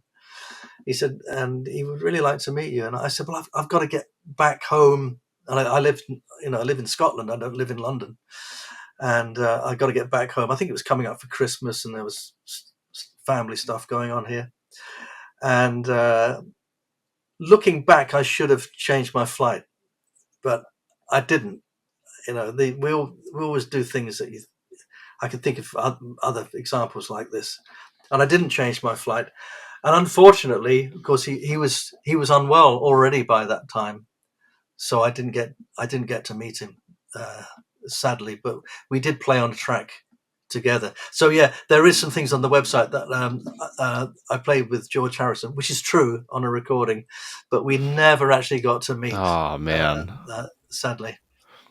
Well, that actually leads into the last question of this main interview section, which I always ask every guest, which is, do you have any regrets on your musical journey? Regrets. Oh yes, I have many. I think there were some times when I kind of stuck at some things for too long.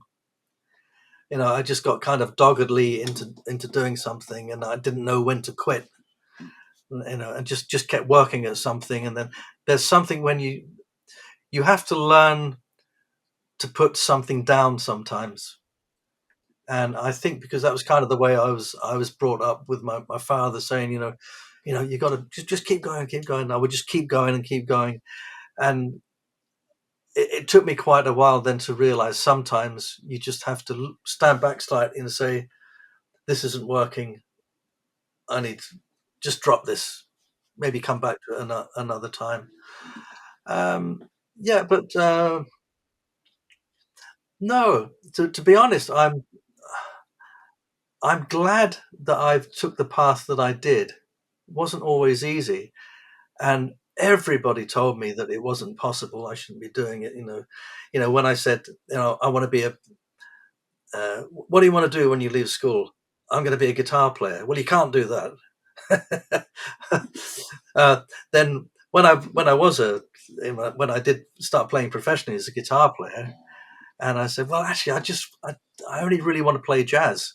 Then everyone said, you can't do that. You can't do that. And then I said, actually, I just want to play solo jazz. No, you can't do that. So everything, I just kind of ignored everybody and just that thing of just kind of plowing along. Sometimes things worked, sometimes they didn't. But I always just knew that I had a fascination for playing the guitar as a complete instrument, like a piano. And that I was heading in that direction. And by some miracle, it kind of worked out. I guess. Oh, I love it. Well, Martin, that was the main part of our interview portion interview section, excuse me. And I want to hit you with some rapid fire questions right quick. So these are kind of just first thought, best thought. You tell me what you think. You can take them as far as you want to. You can answer them as quickly as you want to. So you ready? Right. Yeah. Okay. Go ahead. All right. When is the last album, or what is the last album that blew your mind? Oh, the last album that blew my mind. Well, it wasn't an album, but I I heard some music of a guitar player who actually lives very near me called Tim Eadie. He's a wonderful guitar player. He played with the Chieftains for a while, and I listened to an album, actually, yeah, a CD that he gave me. I don't know the name of it now, but yeah, that blew my mind. The way his whole approach to playing the guitar, and he's been in he lives like 10 miles of, not even that, away from here from me, and he came in here and played, and just hearing him play, just it really blew my mind, the way he was playing, just playing things that I would never think of playing. It's not that in the sense that, wow, that's impossible to play, that's incredible thing, but just like, wow, I would never have done that. I would never have thought of that. It's that element of surprise. It's like when you hear the punchline to a joke and you didn't expect it. That's when it's always the funniest, isn't it? Absolutely. So his name was Tim Eadie. Tim Eadie, Edey. Eadie. Okay. All right. We'll definitely link to him in the episode. Uh, Please. so who is a guitar player that deserves more attention? Guitar players with more attention. My goodness, there are so many. Um, I think that's quite difficult, actually, because when you say more attention, in what way? By the general public, or by I know I can. It's something I see quite often on social media, where somebody will talk about a guitar player and say, "Oh, they're so underrated."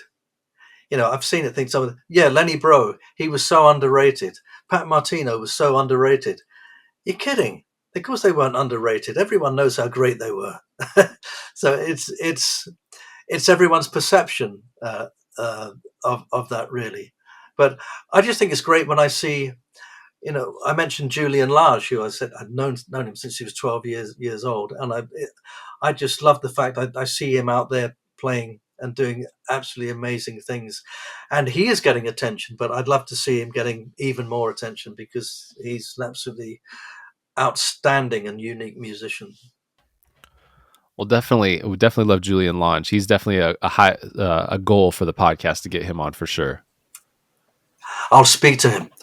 Oh, please do. Uh, if you lost all of your gear in a horrible, tragic house fire and had to start over with only $1,000, or 1,000 pounds, I guess in this case, what would you get? An accordion. I'd take another track completely. I think. I don't know. Just leave it all behind. Just leave the guitar all behind. Yeah, wouldn't well find something else. I love the accordion. Actually, a lot of the way I play solo has been inspired by accordion players. I had a great accordion player in my band, uh, Jack Emblo, who's 95 now. Great jazz player, but he played on a lot of movie sessions. Played all out of the Pink Panther movies and Henry Mancini movies, and I learned a lot from listening to him play and how he voiced everything, because I was inspired to play solo by piano players, but you can't play the same voicings on the guitar that you have on a piano. Even if you can stretch to all of those, it doesn't sound right. But with the accordion, the way the accordion player actually voices everything, um, it works very well on the guitar. Also on the vibraphone as well. I worked with Gary Burton, and we spoke about that, how the voicings on the vibraphone are completely different from on a piano, very similar to the guitar. Yeah, so that would be quite nice actually. I've been playing the guitar for so long; it'd be nice to give it a rest, play something else. I'll be big on the accordion podcast circuit then. You see, That's right. Yeah, the four of them that are out there. yeah, But do you think a it is much just? maligned instrument. It is. Yeah, 100%. I love Piazzolla's Oh tangos. yeah, Oh my me gosh, too. they Me too. just hit me in the soul. Yeah. Um, so, but do you think it is the thing of like you would just let it go like that? Like, I mean, the guitar seems so like Martin Taylor. I mean, you have the name of two of the biggest guitar companies. Like, I just can't Yeah, it's imagine. weird, isn't it? It is weird. Like, how do you? I My can't imagine you parents, just giving up on yeah, the my guitar like parents that. didn't know anything about that. I don't think Taylor guitars were about when I was born, anyway. But certainly Martin was. But they didn't. They didn't know anything about that. Uh, well, do you know, it's a funny thing because I have lots of things that I'm interested in outside of music, and I might actually. I could. I think I could imagine music. I could imagine life without playing music. Maybe not listening. Not listening. I need to hear music. But if I couldn't play music for some reason, obviously, if my guitars were destroyed, I could get another one. But but if I couldn't play music, I don't know. I'd probably it could be a sign to go in another direction, maybe. Wow. Yeah, I don't know how. That's such a crazy thing to think about. It's scary to me, honestly. I know. It's something that somebody like Tommy wouldn't be able to grasp because his whole life is playing the guitar. It's a huge part of my life, obviously, but it's not it's not everything. There's lots of other things that I like to do. So, a side note, one of the greatest things I've ever seen.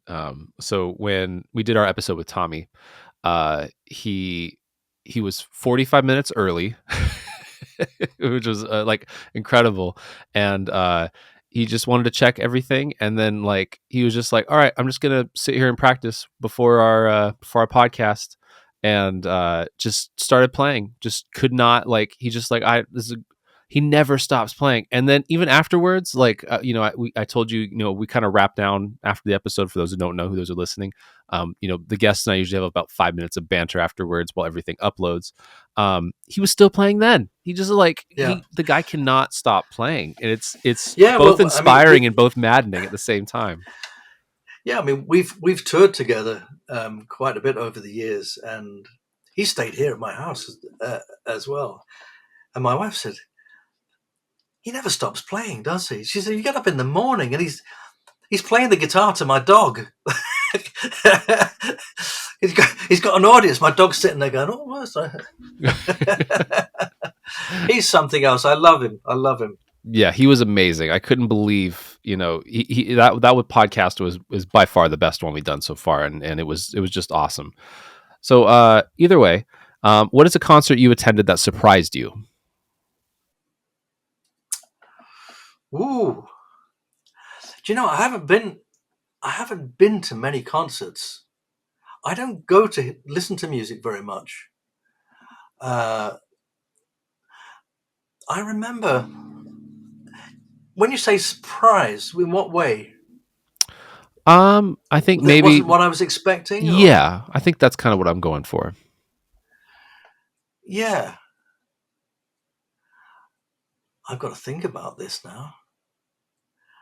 Uh, yeah, actually, there was. Yeah, last year I went. My best friend here, a music agent, different field of music to what I do, but he manages a Scottish group called the Chili Pipers, the Red Hot Chili Pipers. It's a bagpipe group. It's what we call bag rock. It's bagpipe rock. It's a rock band, but they got bagpipes in the band. There's a guitar player, friend of mine, Ewan, he plays guitar, and they go all over the world. They tour the States a lot, and uh, so sometimes we go to gigs. And he said, "You got to come and hear this group." And I knew the violinist in it, the fiddle player, and there's a concertina player and a guitar player, just three of them. So I go to this, and the atmosphere in this place is a big gig, and it's like a rock gig. And I'm thinking, is a violin, guitar, concertina. He's going to be, it's going to be this kind of stuff. And the concertina was midied up for a start, and it was one of the wildest rock gigs I've ever been to. And it was quite amazing. There was a light show and smoke and everything, and yeah, that was one that surprised me because I wasn't expecting that, because the band that were playing before I knew, and they're a very kind of traditional Scottish band, so I didn't expect that. And then this came on, I thought, wow, it was really fantastic, and I liked I like something like that because music can become it can get kind of stale and old quite easily. If it's just over and over and over again. It doesn't matter how good something is, you need a new lease of life every so often, and they really injected a new lease of life into this music, brought in a whole new crowd of young people. Some of my neighbors here, the young kids, they were all at the gig. It was absolutely really fantastic. Yeah, that surprised me. I wasn't expecting it, and surprised me in a very good way. I'll have to remember. It's just one. It's one word, and it's a Gaelic word, and I can't remember what it is at the moment. No, I do know. It's Talisk. Talisk. Talisk. There's a whiskey called Taliska, and it's Talisk. I can't remember what it means in Gaelic, but it's that's the name of the group. And they've toured in the US too. Yeah, they're amazing. We'll definitely put them down in the show notes as well. Please. So, if a gig is going poorly, how do you turn it around? There's not much you can do, really. If it's going, and in what way it's going poorly. If it's going poorly on the stage, musically with the band, or if the audience aren't just connecting with it, you just have to keep going. You just have to be. Don't show any fear, and just keep confident in what you're doing, and just carry on. Don't try and change anything. Just carry on, and just continue, and just keep strong with what you're doing. I've had gigs like that, and sometimes you think it's not going well, and it is, both on the stage and off stage. So sometimes you can think, well, I'm not playing well at all, and then I might meet someone after, say, somebody whose opinion who I really respect, and they'll say, "Oh, no, you play stuff I hadn't heard you play before," and or you might hear a recording of it after, and you're pleasantly surprised. And another time, you can go and play somewhere. It happens when you play internationally, because audiences are very different depending where you go in the world. Some audiences can be very appreciative vocally, and some can be very, very quiet and sit on their hands and everything. And you think, oh, they're not enjoying it. And then after the gig, people come up and ask for your autograph and tell you how much they loved it. So you just have to be confident in what you do. I remember the first time I played in Japan, I thought, God, they hate me.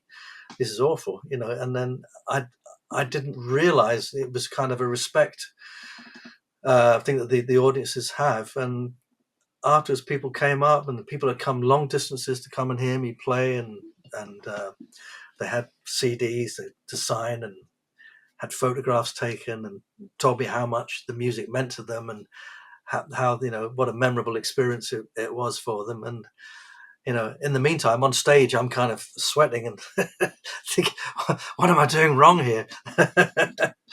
Yeah, so you may think it's going wrong, but it's not always the case. And I've had the reverse of that too. Think, oh, I played really well today, and then I hear a recording of it and think, God, that was awful. I overplayed. It was horrible, out of time and out of tune. Oh man. Uh, what took you from a beginner musician to an intermediate musician?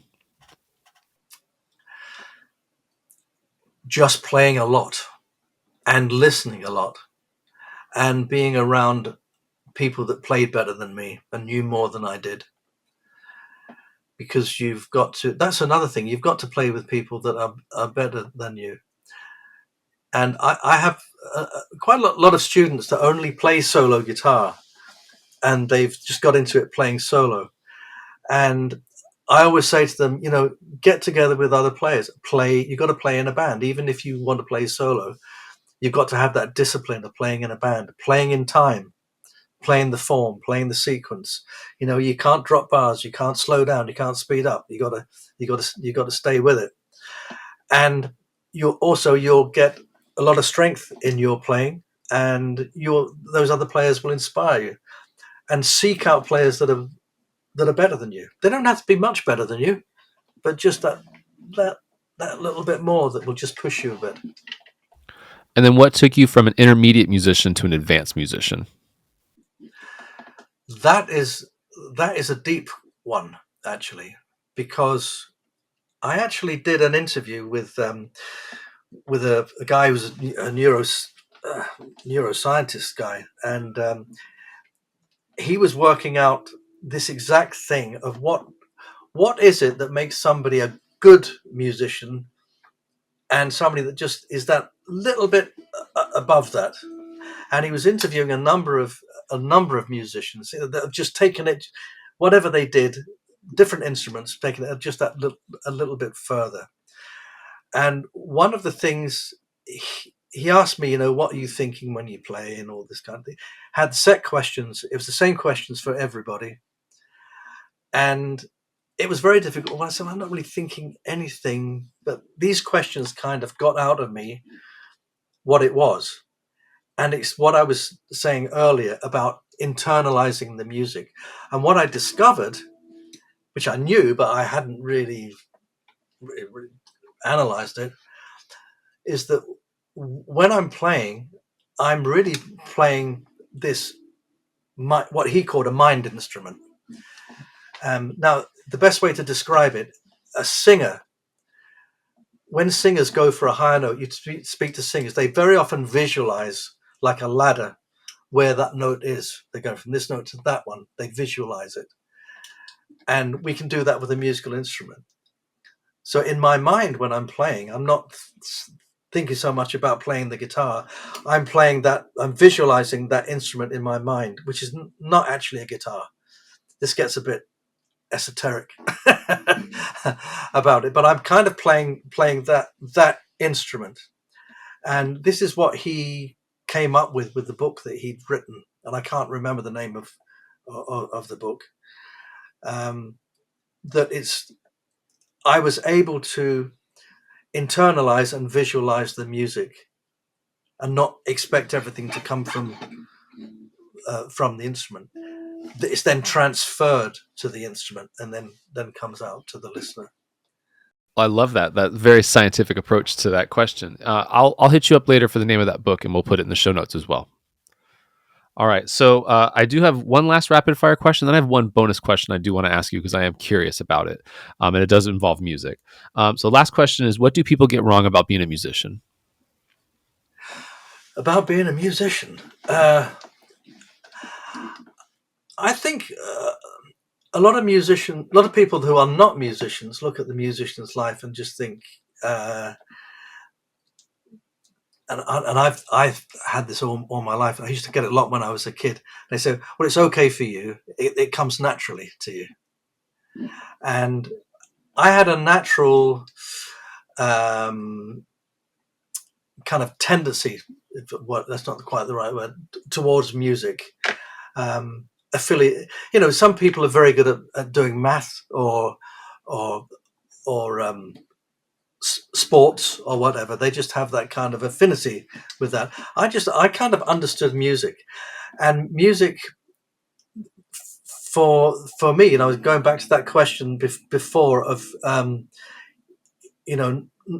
practicing and how I don't switch off when I play, is because as a kid, music was the one thing that I really understood for whatever reason. I couldn't understand a lot of things that were going on around me. So playing music was the way and playing the guitar was the way I interpreted what was going on in the world around me. So if I could relate something to music, then I could understand it. So that's yeah, I've kind of forgotten what your question was. Exactly. What do people get wrong about being a musician? Oh yeah. So there's a natural tendency towards that for me towards music, but then it's not all natural. There comes a point where you have to work at it. You just have to keep doing it. You have to keep doing it over and over and over again, and you have to be that kind of person that is capable, has the ability to keep of repetition. Not everyone can do that, and usually people that have got like OCD make great musicians, because they're able to do that. And that's where the somebody that has that kind of mind can then get into a little bit of trouble when it's focused in the wrong direction, and then it can go into all kinds of things, of other obsessions with, it can get into alcohol or drugs or all kinds of things when you've got that kind of mind that just has this repetition and fixates on things. But that's something that musicians do have a tendency to do. So that thing of, it's okay for you, it's natural for you. I don't think most people don't realize just how hard we actually work at it, and because it depends on what your definition of work and a job is. A lot of people do jobs that they don't like. They only do it because they don't enjoy it. They do it because it's a way of earning a living. So that's their definition of a job and working. So if you say, well, yes, I really love what I do, they say, oh, that's not a job. You're not working. But actually, we work incredibly hard. Musicians do work really, really hard. Even just to become okay takes a lot of work, just to become like okay on an instrument. That's I never ever say anything disparaging about any musician that's playing, because I realized just how much work and how much dedication is involved in just getting the basics happening, just getting to that point. So anyone that can play a musical instrument at any level's got my full admiration. Yeah, and I 100% agree. I think people don't understand how hard it is to become okay, like you said. That's part of the journey. Is just, if you don't put that work in, you don't get to that point. You don't become okay or great. It's a lot of work. 100% agree. Also, and you don't know what the end result is going to be. You don't know whether you put that work in. You don't know whether will I actually ever be any good at this? Let alone, will I ever be able to make a life or a career or living out of this? It's all, you don't know. So you're going into this darkness. But that's a kind of, I think it was Einstein that said the sign of insanity is somebody that does the same thing over and over again, thinking it's going to change, and that's basically describes us. So we're insane. We're all a little off, aren't we? Yeah, but it's good. It is. It's good. It's The like, world needs us. could you? I can't imagine doing anything else. I can't imagine not it's just such a part of me. I couldn't imagine doing anything else. Yeah. I can't think of anything that I'd want to do apart from this. Really. Maybe it's something else in the arts. That's how I feel too. I did want to be a caricaturist and cartoonist at one point. Really? Yeah, I used to do a lot of caricatures of people at school, and I did actually want to go and work for a magazine here where I live, working on kids' comics, and that was one direction I could have gone. And probably if my dad hadn't been a musician, that's probably the direction I would have taken.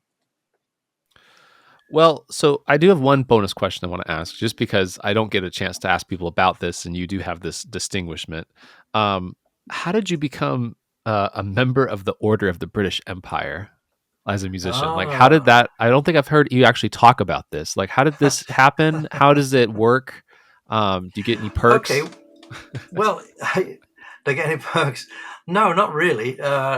It's well, it's an honor. It's given by the monarch. So in my case, it was, we have a king now, but when I got mine in 2002, it was the Queen, and so you get recommended by.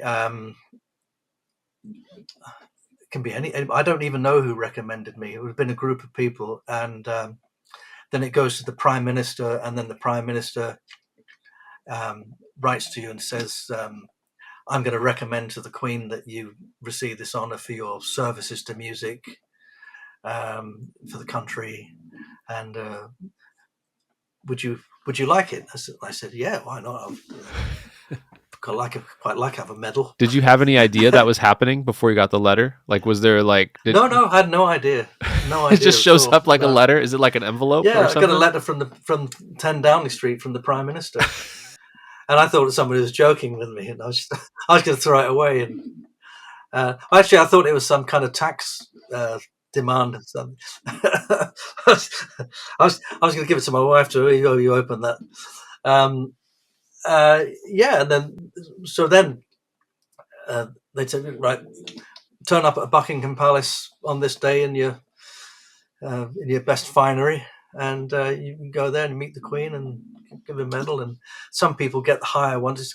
It's within the order of chivalry, so there's different rates. So when I arrived, she was knighting people, they're getting the sword out and everything. So I thought, God, what am I doing here?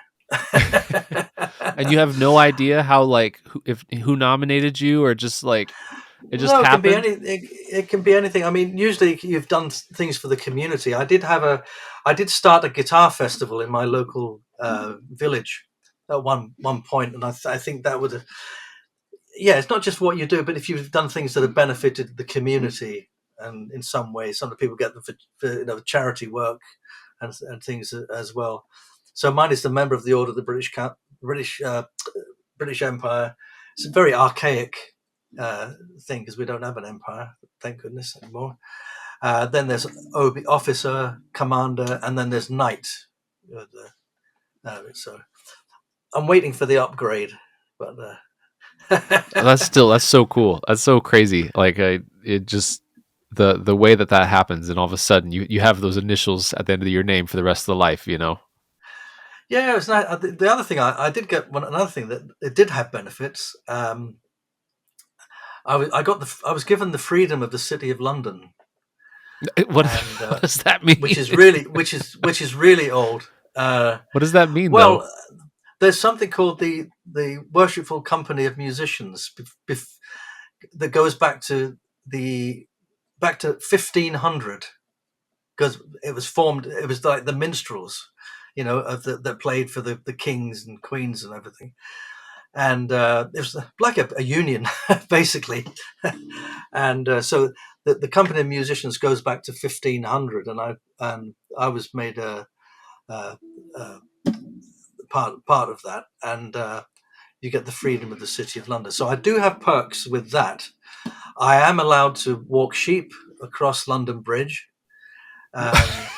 Wait, I I'm so can, confused as American. What does that have to do? yeah, it's weird. It's weird. Just it's very very old stuff. I can Have you used that power at all? Are you no you going around walking no sheep, Martin? I can't be arrested in the square mile of the City of London.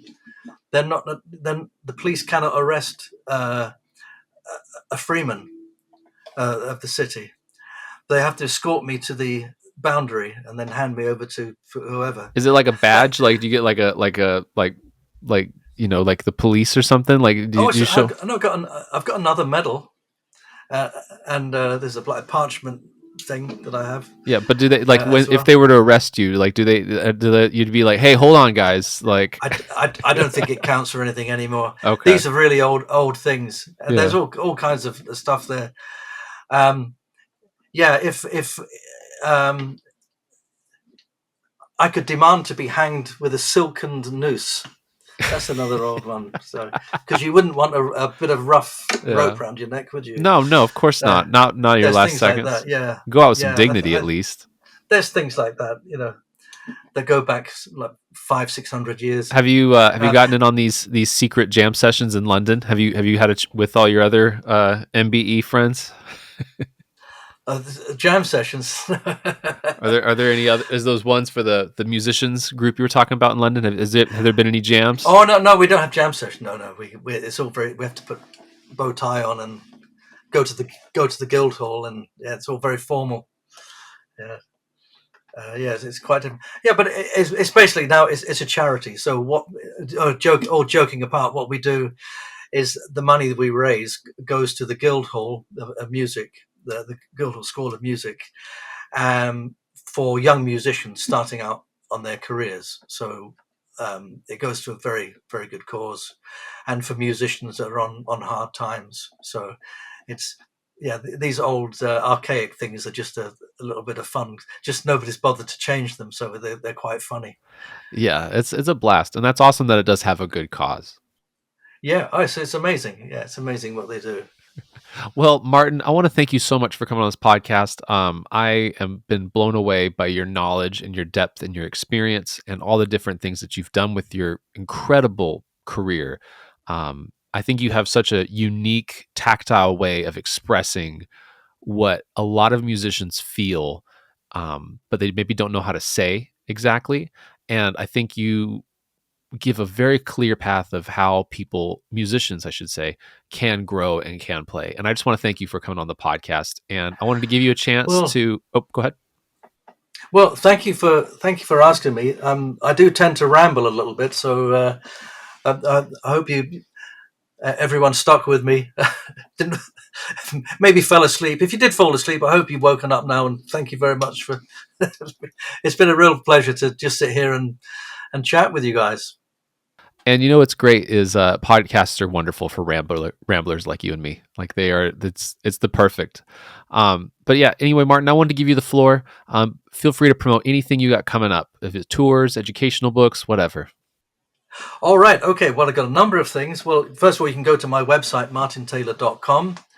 I also have a Patreon site, Martin Taylor Music Club, where I put lots of videos up and a lot of vintage videos, things that I did from a long time ago. Obviously, social media, Facebook and things. I have a channel on TrueFire, which I recently started. I've got a number of courses on TrueFire, playing solo guitar, lots of different aspects, accompanying a singer. Tommy Emmanuel and I have just brought out a course called The Colonel and the Governor, named after our album we made together, The Colonel and the Governor. And we talk about duo guitar playing. And also, because in the around about, I guess around about 1990, I worked with Barney Kessel and Charlie Bird in the Great Guitars when Herb Ellis left, and I've got a new incarnation, trying to keep the flame alive, a new incarnation of the Great Guitars with myself, the great Borelli Legren, and Ulf Vicanius on guitar. So we're going to be touring the US in April.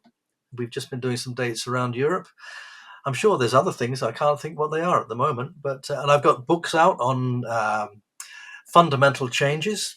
But if you go onto my website, it's just about to be updated. You can find a lot of stuff there. Awesome. Well, thank you, Martin. I really appreciate your time, and hopefully we can do this again sometime. I'd love to. Thanks a lot.